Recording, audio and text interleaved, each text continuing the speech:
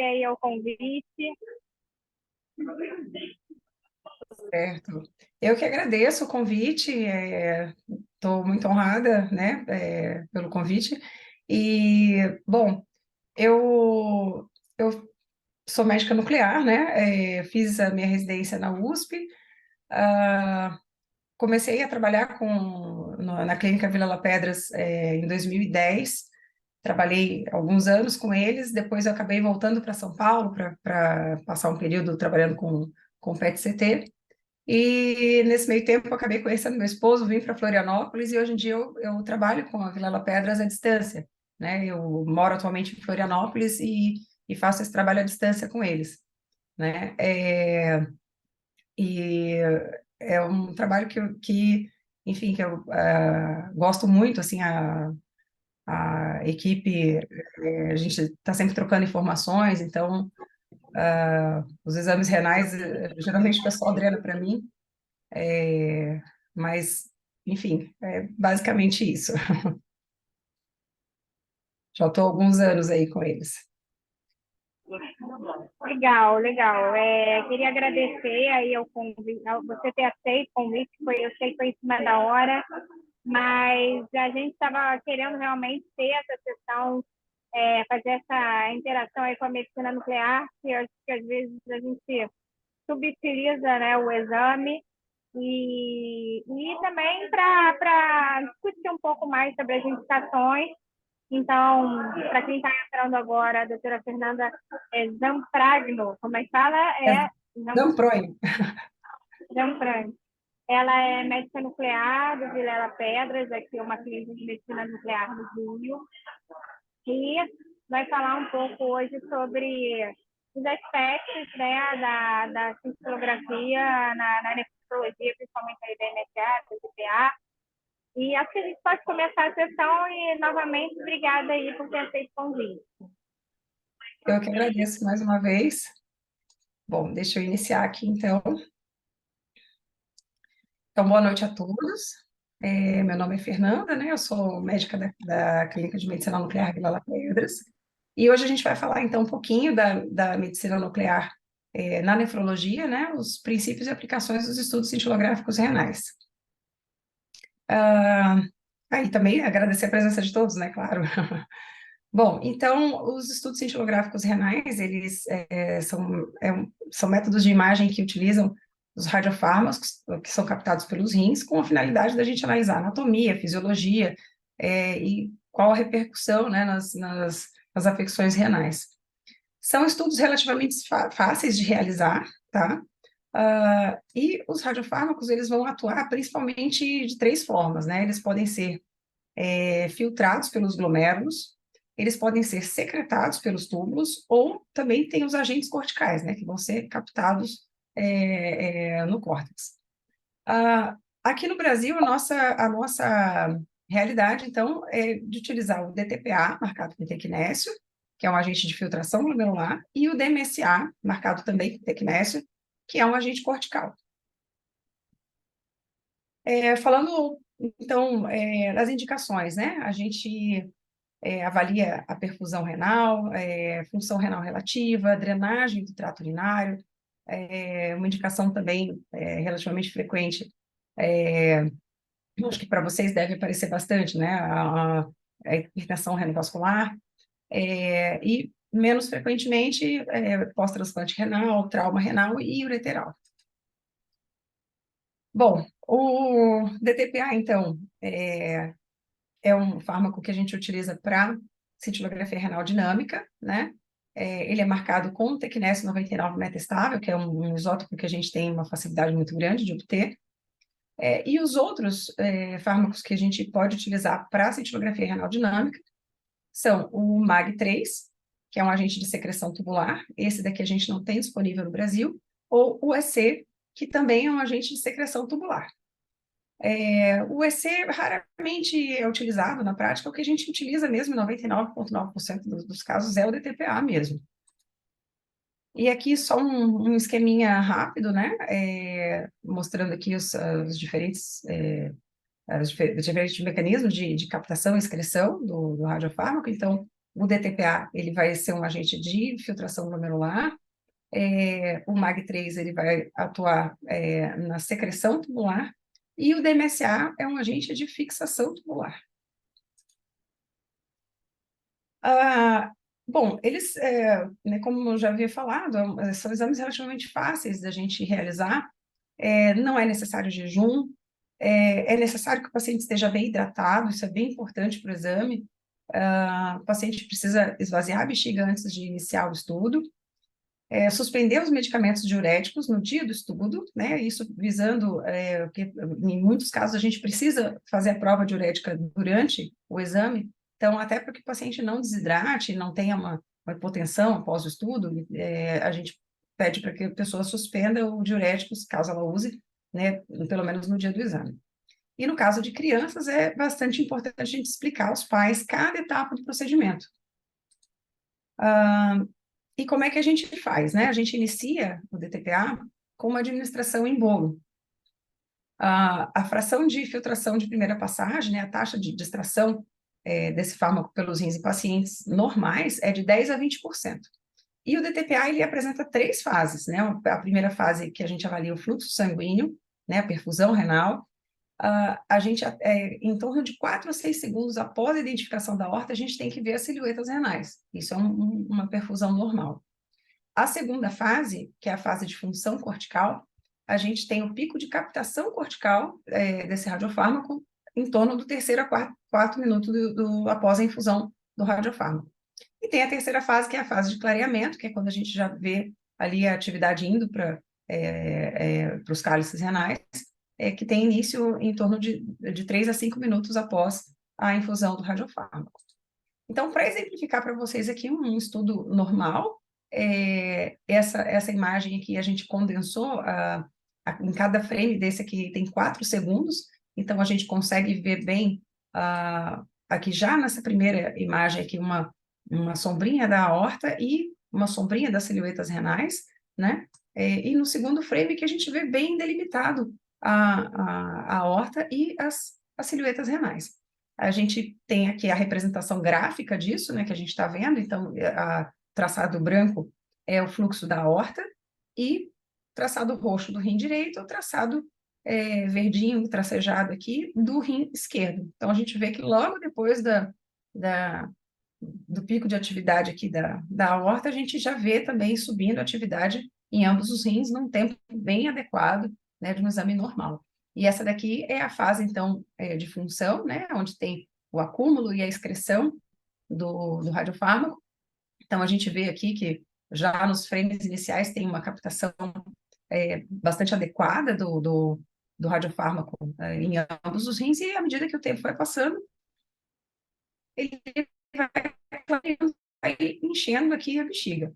Então, aqui essa imagem é uma imagem posterior, né? Então, aqui a gente vê rim direito, rim esquerdo, né? E depois a gente já vai começando a ver, logo no início do exame também a gente já começa a ver atividade na bexiga. E aqui é a representação gráfica também, né? O relograma, que a gente chama. A gente vê o pico de captação aqui, né? Tanto do rim direito quanto do rim esquerdo, num tempo bem adequado, e uma queda dessa atividade ao longo do tempo, representando aí o clareamento, né? Esse rim ele tá excretando num momento adequado, então é um exame completamente normal. E lembrando, né, como o DTPA é um agente de captação glomerular, de filtração glomerular, então o clareamento dele vai ser de acordo com a função glomerular, né? E a meia-vida biológica dele é de aproximadamente 2 horas e meia, sendo que 95% da dose administrada é eliminada em 24 horas. Uma das indicações mais frequentes que a gente vê no nosso dia a dia, então, são os casos de obstrução no trato urinário. Então, quando a gente tem um sistema coletor dilatado, né, a gente precisa avaliar se existe uma obstrução mecânica ou se existe uma anormalidade estrutural, né? A gente avalia, né, se essa obstrução é uni ou bilateral, se é aguda ou crônica, completa ou parcial. É importante também a gente analisar se o paciente tem uma doença renal pré-existente, histórico de infecção, e lembrando sempre que a obstrução não corrigida leva à perda progressiva da função renal. o renograma com diurético, né? A prova do diurético. Qual que é a intenção da gente fazer essa prova do diurético, né? Uma retenção prolongada do radiotraçador no sistema coletor dilatado. Quando não existe uma obstrução, ele vai ter um efeito ali de reservatório. Então, a gente faz o diurético, a gente vai aumentar o fluxo de urina ali e vai haver, então, a excreção do traçador retido nesse sistema coletor dilatado, porém não obstruído. Então, ele vai lavar, né, aquela urina que está retida ali. Já quando existe uma obstrução mecânica, essa retenção prolongada do traçador na porção proximal à obstrução, ela não se altera significativamente, né? Você não tem uma melhora de drenagem após o uso do diurético. Então, isso aí faz toda a diferença para a gente. E quais as fontes de erro, né, para a gente no DTPA? Então, a gente tem, né, pode haver problemas durante a administração do radiofármaco ou do diurético. Então, principalmente aqueles pacientes que têm dificuldade de acesso venoso, né, às vezes o paciente que é criança muito pequena, pacientes idosos, pacientes que já tiveram alguma doença oncológica, que tem um acesso mais complicado. Então, a gente tem que ter muito cuidado para não haver extravasamento da atividade, porque a gente vai ter um bolus inadequado, vai ter uma quantidade de radiofármaco inadequada, assim como o diurético também, precisa ir uma quantidade correta, um tempo de administração correto, e a dose do diurético também precisa ser correta no tempo correto também. Paciente com hidratação insuficiente, às vezes acontece, né, principalmente em dia de muito calor, eu percebi, assim, nessa onda de calor que teve, que alguns pacientes eles chegaram um pouco desidratados. E aí a gente tem que pedir para o paciente chegar um pouco antes na clínica para fazer essa hidratação lá, até porque assim, pode acontecer do paciente morar longe e não querer se hidratar antes de ir para o serviço onde ele vai fazer o exame, para não ter vontade de urinar no trajeto, enfim. Então, tem que tomar cuidado com isso, porque uma hidratação insuficiente pode fazer parecer que o paciente tem uma função renal pior do que ele realmente tem. Bom, pacientes com comprometimento severo da função, né? A resposta à furosemida, ela vai ficar comprometida, né? Porque como o DTPA, ele é um agente que ele depende da filtração glomerular, então, se não filtra, não vai ter radiofármaco ali no sistema coletor para ser excretado. Então, pacientes que têm uma função muito prejudicada, a gente vai ter uma dificuldade também em analisar a resposta excretória dele. Pacientes que têm dilatação muito acentuada, né? Às vezes, o tempo de ação do diurético, ele vai ser prolongado também. Então, isso pode gerar alguma confusão. E movimentação também é outra fonte de erro, né? Principalmente na análise do renograma, né? A análise da curva pode ficar prejudicada para esses pacientes. Isso é mais frequente da gente ver em pacientes pediátricos, né? Bom, e vou ilustrar aqui um caso para vocês, então, um caso já bem antigo, de 2011, um paciente de 27 anos que tinha uma queixa de dor abdominal e tinha hidronefrose à direita, mas ele não tinha sintomas urinários, não tinha história de infecção urinária, não tinha comorbidades e não tinha história também de cirurgia abdominal prévia, uma creatinina de 0,9.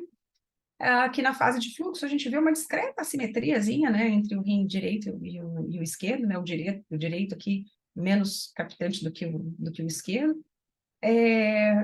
Porém, até na curva aqui, isso em algum momento acaba nem ficando muito significativo.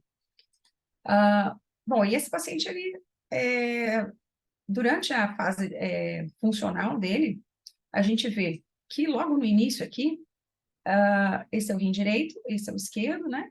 O rim direito, ele está menos captante aqui no início do que o rim esquerdo, e existe uma área, né, medial aqui, menos captante ainda, que provavelmente é a projeção aqui do sistema pielocalicinal dele. E à medida que vai passando aqui o tempo do estudo dinâmico, esse aqui foi um protocolo de 40 minutos, a gente vê que o rim esquerdo dele vai funcionando bem, vai captando no córtex, vai chegando aqui no sistema coletor e vai também perdendo a atividade, vai diminuindo, né? Foi feita a prova do diurético aqui no meio do exame, aos 20 minutos, e esse paciente foi perdendo atividade aqui no rim esquerdo. Porém, no rim direito, o que que acontece? Ele vai acumulando cada vez mais. Mesmo após o diurético aqui, o rim direito dele continua numa crescente de atividade, né? Chegando aqui no final do estudo, você vê que ele tem muito mais atividade aqui do que tinha nos demais momentos do estudo. Aqui a gente tem uma ferramenta que a gente utiliza, que é o cálculo da atividade residual normalizada, que a gente vê a relação de atividade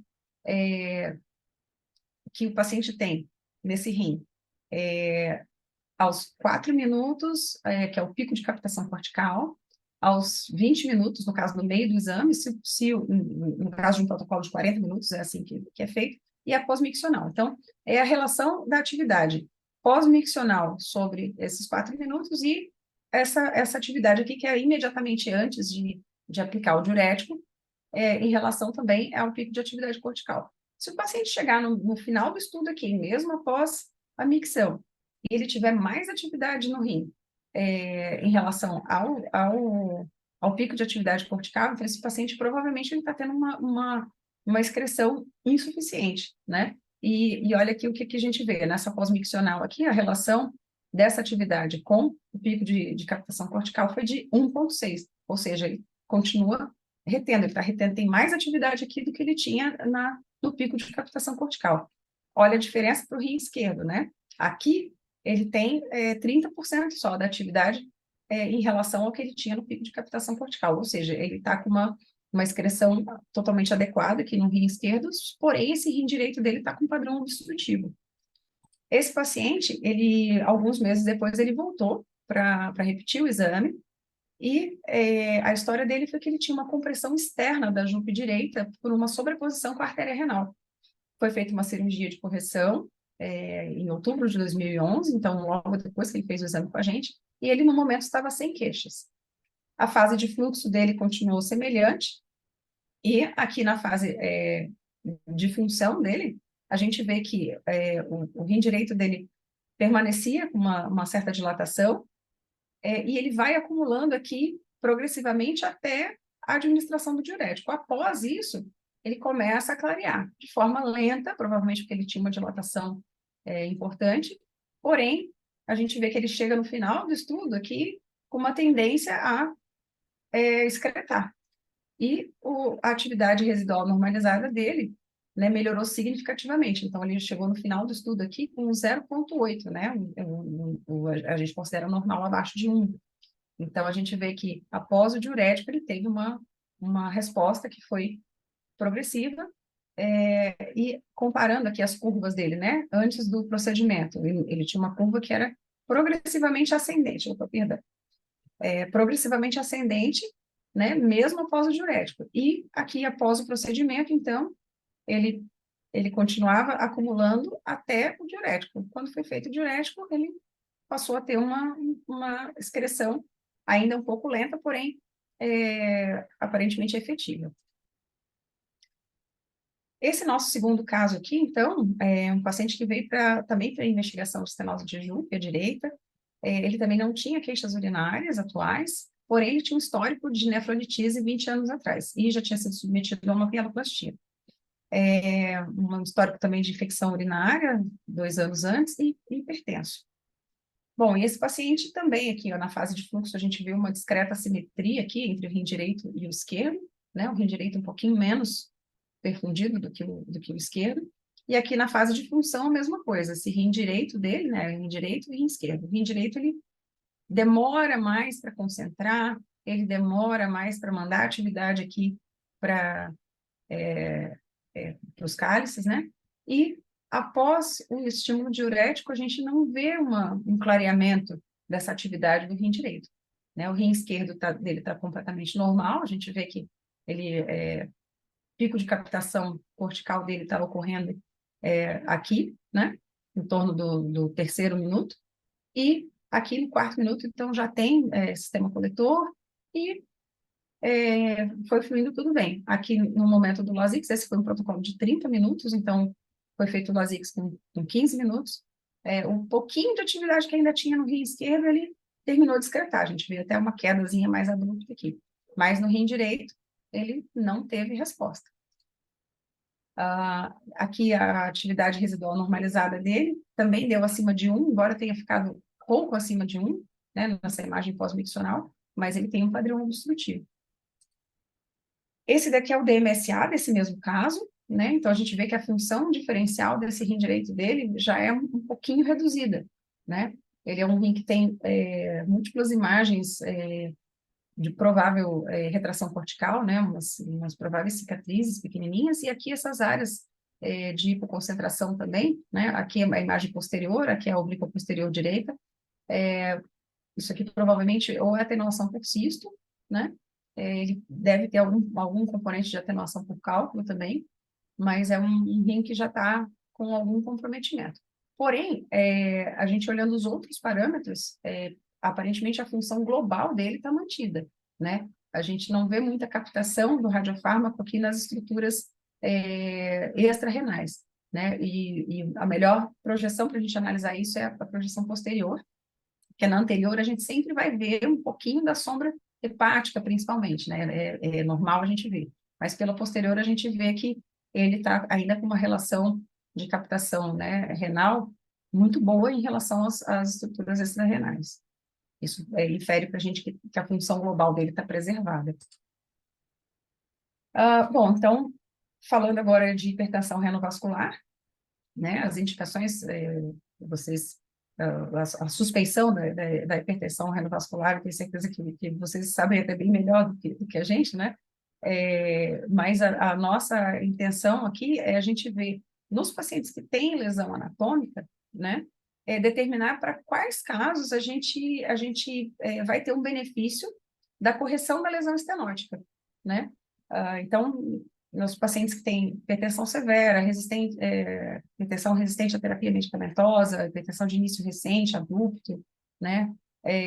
Queda inexplicável da taxa de filtração glomerular, piora da função com IECA, né? A gente suspeitando que esse paciente tem hipertensão renovascular, se o paciente tem lesão anatômica, a gente então precisa determinar quais os casos que vão se beneficiar da correção da lesão estenótica. Aqui só um esqueminha rapidinho para a gente poder relembrar como é que funciona esse mecanismo. Então, esse aqui é um paciente normal, né, um esquema normal, a arteríola aferente, com fluxo adequado, glomérulo, a arteríola eferente também, sem nenhuma estenose, sem nenhuma contração, e uma taxa de filtração glomerular normal. Quando o paciente, então, tem uma estenose de artéria renal, ele vai ter uma redução do fluxo sanguíneo glomerular, vai ativar o eixo renina-angiotensina, a angiotensina 2 vai fazer uma vasoconstrição na arteríola eferente, com o intuito de manter ali a pressão de filtração glomerular, né? E tentar, né, entrar nesse equilíbrio. E o que os inibidores da ECA principalmente vão fazer, né? Eles vão eliminar esse efeito da angiotensina 2 sobre a arteríola eferente, então vai ter uma queda da pressão glomerular e, consequentemente, uma queda da taxa de filtração glomerular. Esse aqui é o protocolo que a gente utiliza, né? Vou falar só rapidamente, porque tem alguns pontos aqui que são interessantes a gente sempre relembrar, que, assim, além do paciente estar com uma hidratação adequada, a gente precisa suspender, se esse paciente for o usuário de inibidor de ECA, a gente precisa suspender esse medicamento, né? Então, em torno de 3 dias para quem usa os agentes de ação curta, como o captopril, de 5 a 7 dias para os agentes de ação mais longa, como enalapril, lisinopril, e também suspender os bloqueadores de receptor de angiotensina e considerar interromper os bloqueadores de canal de cálcio e diurético. Na dúvida, a gente prefere sempre interromper, né? Aqui, então, a gente vai fazer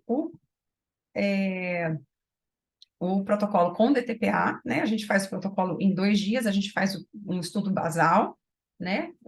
Tendo o paciente suspenso essas medicações, e faz somente o estudo basal, depois a gente faz um outro estudo onde o paciente chega um pouco mais cedo na clínica, a gente vai verificar a pressão sanguínea desse paciente, ele vai fazer uso de um inibidor de ECA, então a gente usa o captopril, de 25 a 50 miligramas, por via oral, e a gente monitora a pressão desse paciente a cada 15 minutos e registra.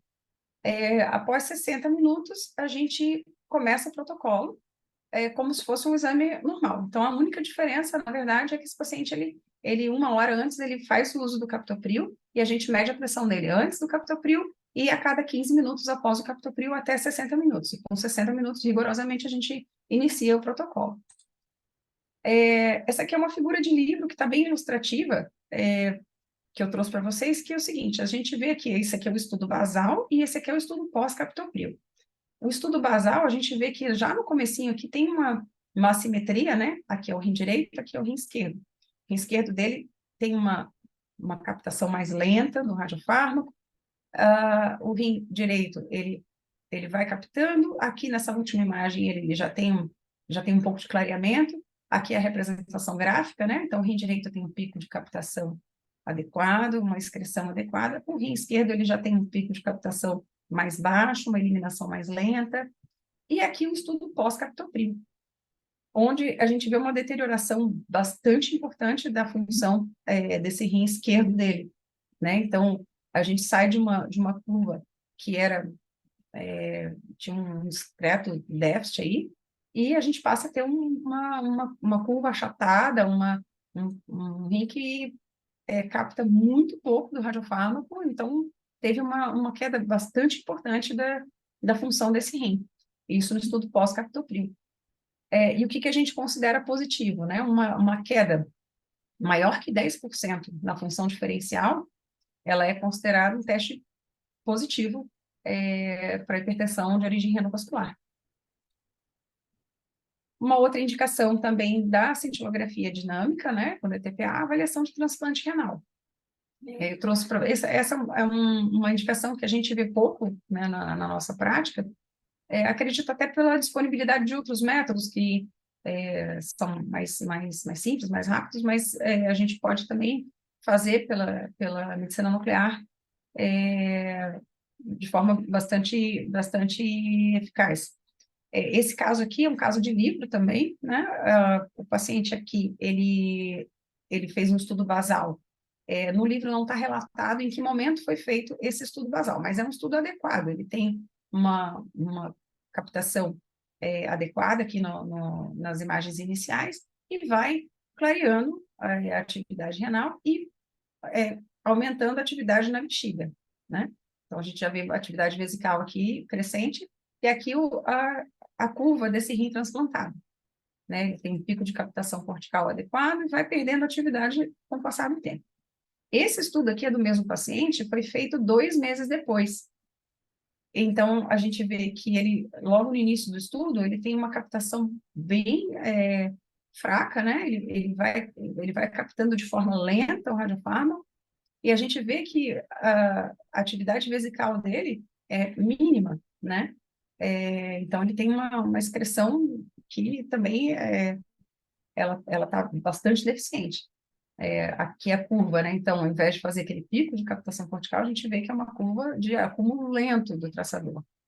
Esse paciente, então, entrou com a terapia imunossupressora e 1 semana após a introdução da terapia imunossupressora, a gente já vê uma melhora da taxa de extração do radiofármaco e também a excreção, né? Então, a gente volta a ter aquele padrão de pico de captação cortical e eliminação do traçador mais adequado. A gente vê a bexiga, né, já enchendo também de forma bastante eficaz. Então, foi efetivo esse tratamento. E falando agora um pouquinho da cintilografia renal estática, né, o agente de fixação cortical, que é o DMSA, as indicações, né, avaliar a função renal relativa, detecção de anormalidades focais parenquimatosas, avaliação pós-pielonefrite, cicatrizes, fibroses, cistos, tumores e pseudotumores, pacientes também com refluxo vesicoureteral, as ectopias, as anomalias de fusão, a doença renal policística. E aqui um caso, né, para ilustrar para vocês, um paciente de 55 anos que foi para avaliar a função. Ele já tinha um diagnóstico prévio de rim e ferradura, e aí o que a gente vê, né, uma simetria entre as unidades ali à direita e à esquerda. Aqui é a projeção posterior, então esse aqui está à direita e esse aqui está à esquerda. E a gente vê, assim, múltiplas falhas, né, de captação cortical. Esse paciente não tinha disponível para a gente se ele tinha histórico de infecção urinária, mas ele tem várias áreas de falha de captação cortical. Podem ser cicatrizes, podem ser atenuação por cisto, né? Aqui a projeção oblíqua posterior direita, a gente vê bem claramente aqui umas áreas bem falhadas, pode ser que sejam cistos, né? E esse paciente aqui interessante, ao contrário daquele primeiro paciente que eu mostrei para vocês, ele tem uma atividade de fundo aqui, ó, pela posterior maior, né? Então a gente consegue ver, por exemplo, a silhueta hepática dele, inclusive pela posterior, algo que eu espero num paciente que tem a função preservada, eu espero ver de forma bem fraquinha na projeção anterior. Nesse caso aqui, eu estou vendo ela, embora bem fraquinha também, mas eu estou vendo ela pela posterior. Então, isso aqui pode inferir para a gente uma discreta perda de função global já, né? Então, ou esse paciente ele está ali no limite, ou ele já está com um discreto déficit global. E um outro caso aqui que a gente viu, um paciente de 58 anos, que estava em pós-operatório de nefrolitripsia percutânea por cálculo coraliforme à direita. E ela já tinha também um rim esquerdo com hidronefrose e com cálculo obstrutivo no ureter proximal. E ela veio também para avaliar a função. E quando a gente vê essa paciente, ela não tem função mais no rim esquerdo. O rim direito dela está preservado, mas o rim esquerdo dela está sem função. A gente vê aqui pela oblíqua posterior esquerda uma discreta captaçãozinha periférica aqui, né? Mas isso aqui não tem uma função significativa. E o detalhe também que, nesse caso, a gente também vê um pouco mais de atividade nas estruturas extrarrenais do que a gente gostaria. Então, pode ser que essa perda desse rim esquerdo para ela esteja comprometendo ou esteja deixando a função global dela ali no limite, né? A paciente que precisa ser bastante acompanhada. Um outro exame que a gente tem é a cistocintilografia direta, né? Na verdade, a gente pode fazer a cistocintilografia de forma direta ou indireta, né? A direta, ela é feita em duas fases, né? Ela tem a fase do enchimento vesical passivo, a gente cateteriza esse paciente, faz a instilação vesical com volume crescente de solução salina com o DTPA marcado com tecnésio, e a gente avalia na fase tanto de enchimento vesical quanto durante a micção, avalia se tem atividade subindo, né, na projeção dos ureteres e para as pelvis. Então, esse caso aqui, um caso que foi cedido pela doutora Roberta, a gente vê que logo no início do estudo, a gente já começa a ver aqui que tem atividade subindo, né, e atinge até as pelvis renais. E o curioso é que a gente vê que à medida que vai enchendo a bexiga, a gente tem uma variação de atividade, né? Tanto nas pelvis quanto nos ureteres. Então, a gente percebe que são vários episódios de refluxo que esse paciente tem ao longo do enchimento vesical. E na fase de micção também persiste aí a, essa atividade, né, na pelve renal e no ureter, principalmente do lado direito, embora tenha também do lado esquerdo, mas foi um caso bastante expressivo aí de refluxo vesicolateral que a gente viu. E a gente pode fazer, então, a cistocintilografia indireta, onde a gente aguarda o enchimento vesical fisiológico. Uma vantagem da cistocintilografia indireta é a gente já poder ver também a parte funcional, né? Então, a gente faz um DTPA como se fosse um DTPA normal, né? Esse caso aqui, a gente vê que esse paciente tem um discreto afilamento aqui da porção inferior do rim esquerdo, mas a gente não vê nenhuma variação significativa de atividade aqui durante a fase de acúmulo e excreção, né? Aqui a imagem cortou a bexiga dele, mas a gente sabe que aqui, à medida que está clareando aqui, a bexiga dele está enchendo. E Durante a fase de micção, em que a gente vê, né, que a bexiga vai esvaziando, a gente não vê um aumento significativo de atividade na projeção das pelvis. Qual que é a desvantagem da cistocintilografia indireta? É que como o paciente fez, né, por via venosa, então ele vai ter um resquício de atividade nas pelvis renais, né? Porque ele não vai ter clareado, né, a 100%, né? Então vai ter ainda algum resquício.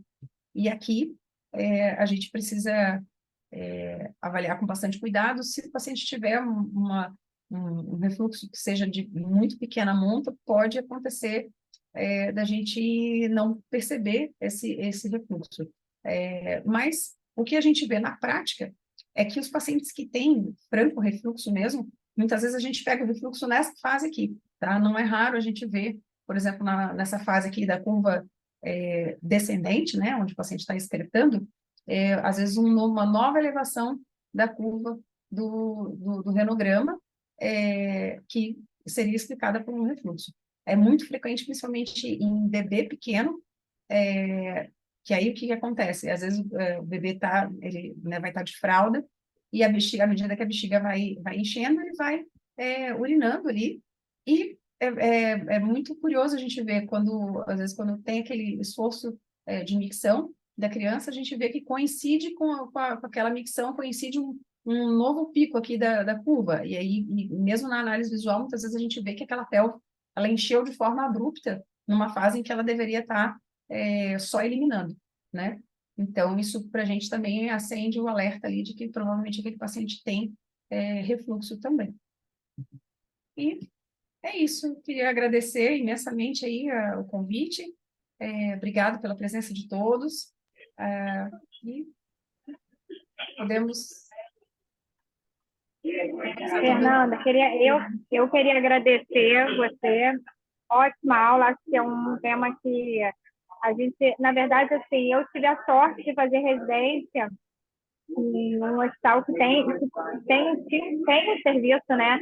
Me corrija, professor Edson e o professor Fred estão aí assistindo. Aliás, tem 46 pessoas assistindo. Essa aula vai ficar gravada no nosso canal do YouTube.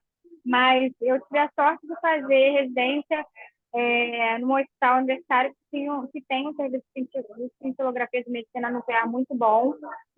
Então, esse paciente transplantado renal que fazia cintilografia, nós vivenciamos muito dentro do nosso hospital. Eu lembro que no pós-transplante imediato, o exame que a gente fazia mais era a cintilografia.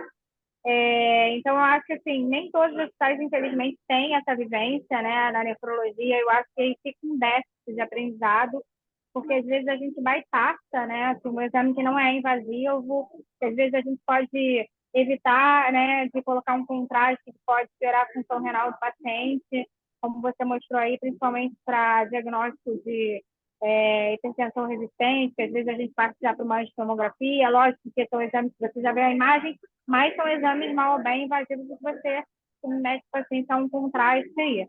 E aí, eu queria assim, já começar fazendo uma pergunta que a Jaqueline mandou aqui no chat, é que se em relação a essa cistocintilografia pode substituir a uretrocistografia miccional em crianças. Porque a uretrocistografia miccional, é muito difícil a gente achar atualmente, né? A gente tem uma dificuldade tanto no público quanto no privado de conseguir esse exame. Então, você acha que substitui? Olha, para a maioria das indicações, ela pode substituir, né? Assim, se a suspeita for de refluxo vesicoureteral, a gente pode simplesmente lançar a mão da cistocintilografia, sim, tá? E aí, só vai, né, variar aí a escolha, né, do que vai ser mais confortável para o paciente, se vai ser a, a direta ou a indireta, né? E lembrando que, assim, tem essa limitação aí, às vezes até se o paciente, assim, tiver uma dilatação e tudo mais, talvez a cisto indireta seja mais difícil da gente avaliar, né, por conta de ficar, às vezes, uma retenção pielocalicinal ali mais importante. Mas a cisto direta, sim, ela pode, se a suspeita for de refluxo vesicolateral, ela pode sim substituir. É, aqui a gente tem uma outra pergunta também em relação, Marcos, né? Perguntando se a perspectiva de disponibilidade do MAG3, MAG3 para crianças. Essa perspectiva, infelizmente, a gente não tem. Ao contrário, assim, a gente tem tido algumas dificuldades, né, de importação, mas eu não tenho não tenho conhecimento assim de disponibilidade atualmente do MAG3 para nós, não. Eu estou vendo aqui uma outra pergunta, né, da vantagem da cintilografia. É, Isso, na verdade, não foi pergunta, é afirmação, né? é, O doutor Felipe Vilela Pedras, né? A quantidade de radiação a que o paciente é exposto na cintilografia é muito baixa, né? Então, isso é uma grande vantagem em relação à eletrocistografia medicional. E, assim, lembrando que nem o DTPA, nem o DMSA são netrotóxicos, né? Então, como você tinha dito, né? A gente tem uma segurança muito grande em fazer esses exames, seja para criança, seja para paciente que já tem um déficit de função, por conta da ausência de nefrotoxicidade e também pela dosimetria ser muito baixa.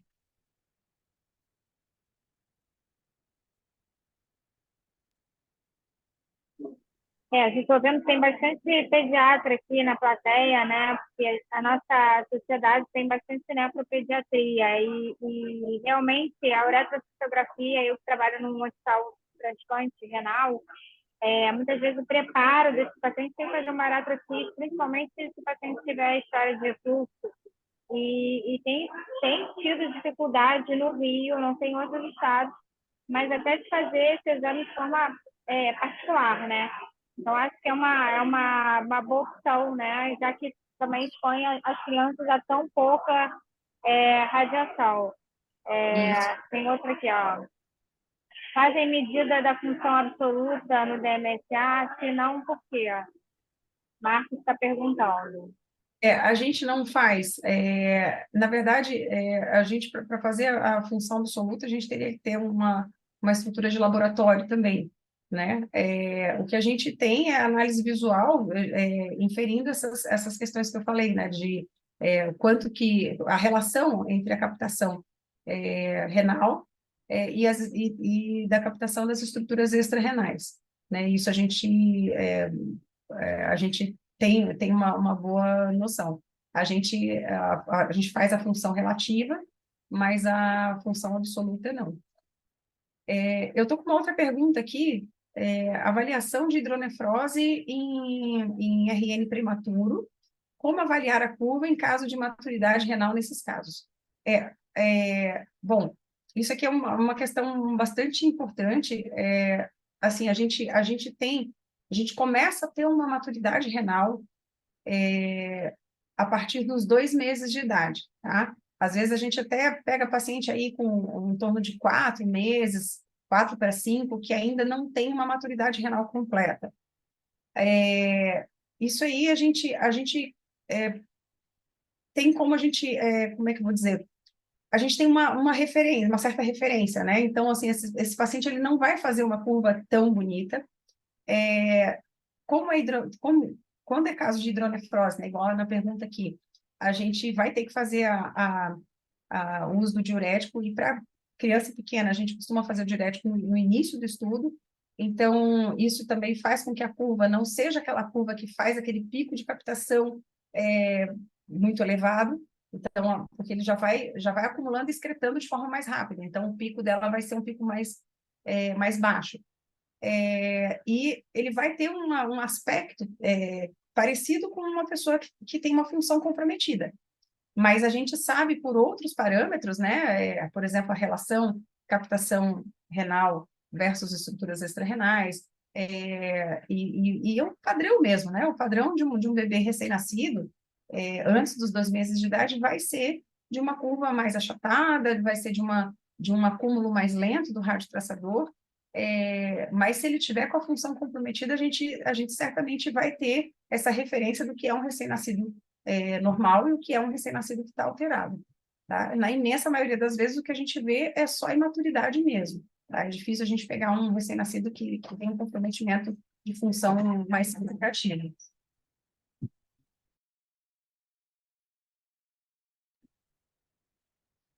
Estou vendo aqui se a gente tem mais perguntas.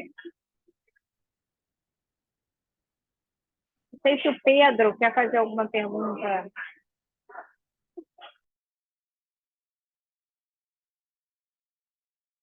Deixa eu ver aqui, né? Parabéns e obrigado pela aula, hein, Fernanda? Muito boa. Obrigada, eu que agradeço.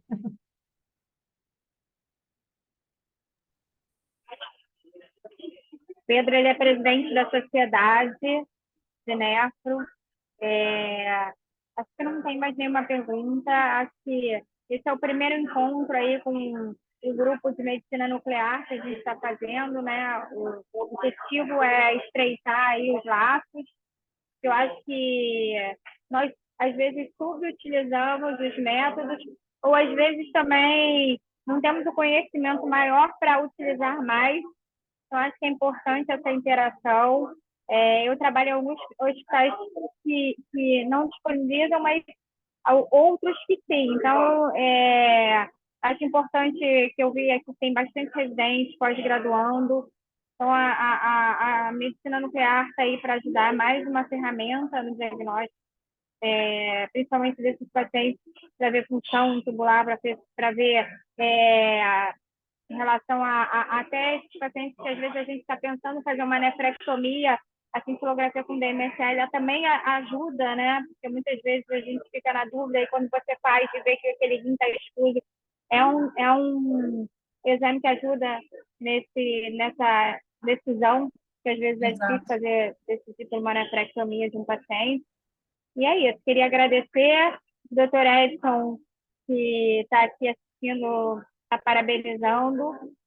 Obrigada a todos, obrigada a Fernanda, obrigada aí o grupo Vilela Pedras, né, que através da Roberta, né, me fez entrar em contato com a Fernanda. E é isso, vamos continuar essa integração. Eu tenho várias aulas na cabeça para a gente colocar aí a medicina nuclear mais próximo. Mais uma vez, obrigada a todos aí pela presença e a gente vai disponibilizar depois a gravação dessa aula no YouTube da SANERJ. Obrigada, Fernanda. Eu que agradeço mais uma vez. Boa noite a todos. Obrigada aí por todo mundo que ficou até agora. Acho que o áudio está desligado. Espera aí. Oi, tá ouvindo? Alô? O áudio da Fernanda estava desligado. Oi, tá ouvindo Não, agora? tá, agora sim. Ah, sim. Não, só queria agradecer mais uma vez o convite, e agradecer a todo mundo que participou, todo mundo que ficou até agora aqui com a gente. Só tenho a agradecer. Obrigada, gente. Boa noite. Boa noite.